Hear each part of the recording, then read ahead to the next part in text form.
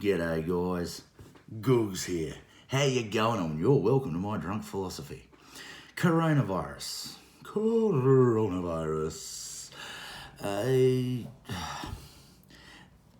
There's all this panic in the air. Everybody's panicking. Everybody. Well, no, that's not true. Like, for example, the Prime Minister today said, no need to panic. At the moment, we've got 2 confirmed cases in Australia. They're in ICU, isolated away, and, we're keeping a very close eye on this. The Australian Medical Association has said absolutely nothing beyond, we're keeping an eye on it. We're looking for ways to help people who have this, etc., etc. In other words, there's nothing doing, right? Tell that to the West Australian this morning. I mean, I looked at it, it had the medical symbol, the snake and the dagger or whatever it is.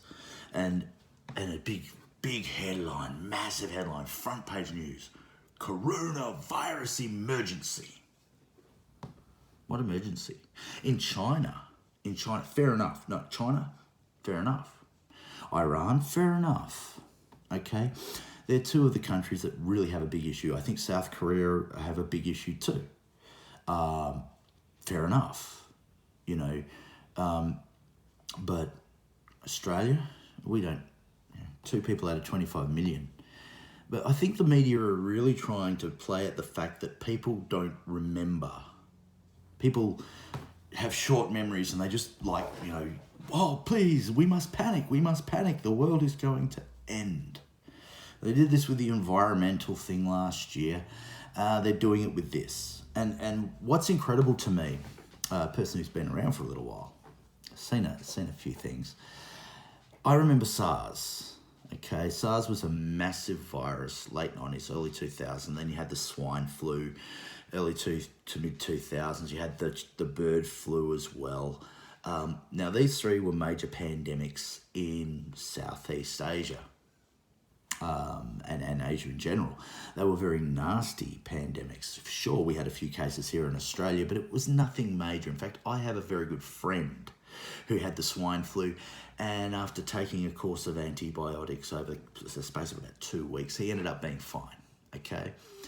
It's not the end of the world. And here's another thing, another reason I just want to put this to people.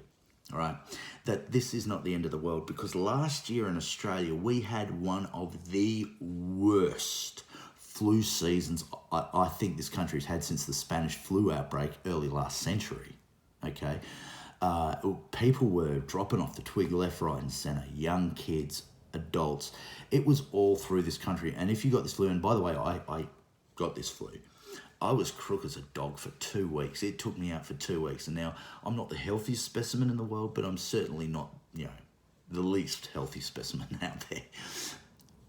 And I had a bloke in town, very, very well-known man by the name of Ron, who contracted last year's flu, spent 2-3 months in ICU fighting for his goddamn life, okay? Is the coronavirus something to panic about? Not yet. Now, I'm not saying it won't be in the future. I mean, it could turn out to be the worst thing ever. It could be the Black Plague or the Spanish flu. There's no reason why it wouldn't or couldn't. However, these days, with what we understand with how to deal with these sort of issues, with China, less people coming to and from China is probably a good idea. And the other places that have major outbreaks of the coronavirus, trade with these people is slowed down a bit, simply because we don't want it. So this is not a bad thing. Okay, so in the modern era, we can sort of keep a reasonable handle on it. And Australia being an island nation, it's a bit easier for us, I guess. So I'm not really that worried at this point in time. If I was in Europe, I'd be pretty worried, mind you. Not necessarily the UK. Once again, UK, Scotland, Ireland, they're island on an island, a couple of islands, they're fine. Landlocked, Italy has got a problem. Next thing you know, Greece will have a problem.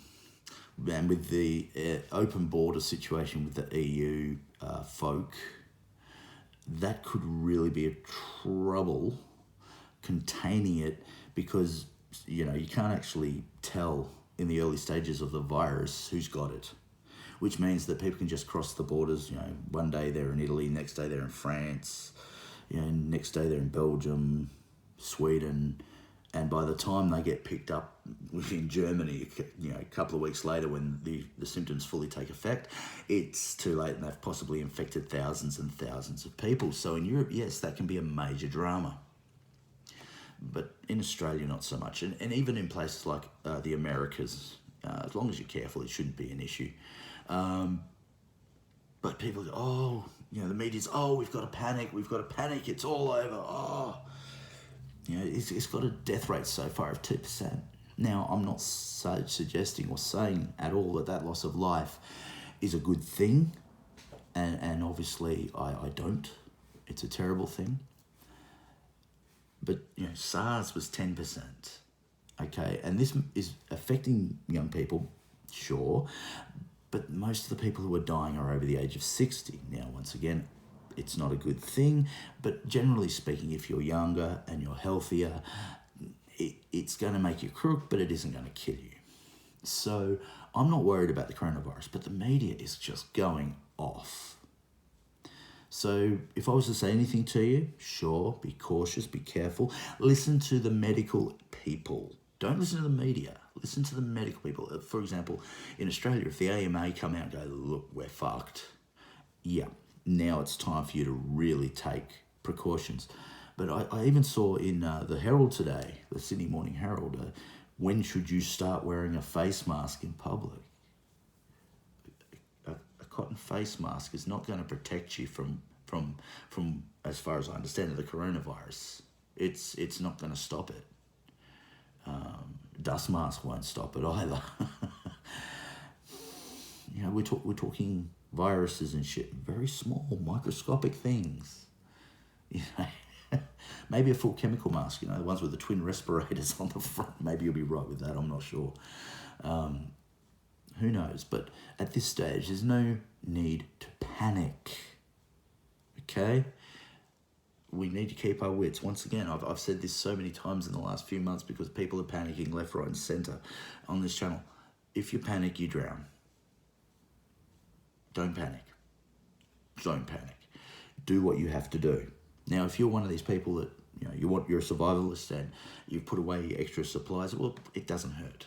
If you're a person who wants to put away a few more tins of baked beans and spaghetti, once again, it doesn't hurt. I mean, you'll use them eventually. But don't panic. The media would love you to panic because it gives them more more things to talk about, I guess. Riots in the streets. I mean, they'd eat that up. So we can't be foolish about this. Cautious, don't panic.